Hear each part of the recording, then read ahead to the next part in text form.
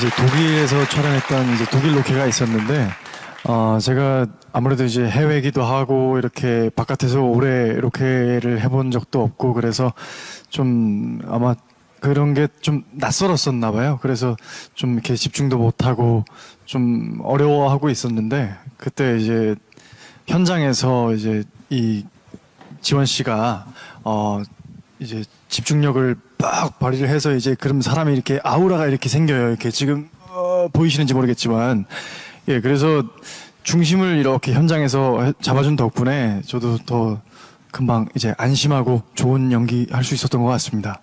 Ang haba nun Hindi Haba. naintindihan ng mga kapatid natin sa Radyo 5, yung mga Koreans. Well, sa Radyo 5, gusto ko yung ginulat nila. Sabi, sino yung Koreano? Diba? Si Kim Soo-hyun yun. Oo. STL pa rin po ito. May tanong lang ako kay MJ after watching the whole series. Deserve ba niya na siya yung highest paid male TV? Sobrang deserve. Pero sana, Okay. si Kim Ji-won, yung leading lady, na hindi siya na-nominate ng Best Actress this year, pero si Kim Soo-hyun na-nominate ng Best Actor. Sobrang ganda ng ensemble cast, tsaka ng tandem nilang dalawa, na Bagay. sobrang invested ako na dapat maging sila rin, kahit off-cam.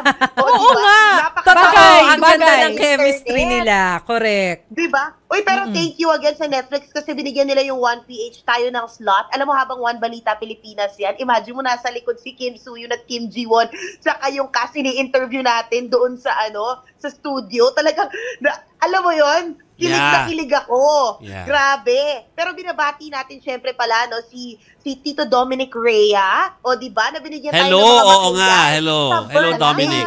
Yeah. Lagi siya nanonood daw ng Sa Totoo Lang. At eto na nandoon siya sa birthday ni Daniel Padilla kagabi na sobrang bongga. May pa-fireworks, may pa-castle pa. Ay, happy birthday din, Bongga. DJ. Yeah. Oo, nandoon yung tsaka magkakaroon ng recording agad soon enough si Daniel Padilla. So happy birthday, congratulations sa napaka-successful mong anak, Mama Carla Estrada. Pero balikan natin yung Queen of Tears. Hindi ko na alam tuloy ko nung papanoorin ko pagkatapos. Ni-replay ko na nga kanina yung finale. Ako din, parang gusto ko ulit simulan tuloy. Ganun Gusto ko, nakaka-addict. alam mo, pinakamasaya ako na nakaka-relate na kayo sa akin. Di Oo. ba? Yung huling guessing ko, pinipilit ko kayo manood. Naalala mo yun? Ngayon nakaka-relate na tayo. Yeah. Hinabol ko Ang talaga. napuyat ka rin. Ganun ako bago matapos at least yung last 4 episodes, papanoorin ko na para makahabol ako dun sa finale. Usually. Sobra. Pero alam mo, ang galing nasagot niya lahat ng mga tanong natin eh. Tsaka maganda Correct. yung lahat ng characters, nabigyan niya ng closure. Tsaka yung buhay, sorry dun sa mga nanonood ngayon kasi hindi pa napapanood yung finale, may spoilers kaming pina-flash. Pero, alam mo yun, parang such is life. Ganun talaga yung buhay. Yes. Kahit na yung ending niya, na-satisfy tayo, parang nasaktan pa rin ako. Kasi Oy, totoo. totoo. Yun naman actually yung may kurot sa puso yung kapag nakaka-relate ka na, ay in real life pwedeng mangyari to. Totoo. Pero alam nyo, after ng Queen of Tears, kung hindi pa kayo nanonood ng Shogun na panoorin yun. Susunod ko. Sige, susunod namin yan.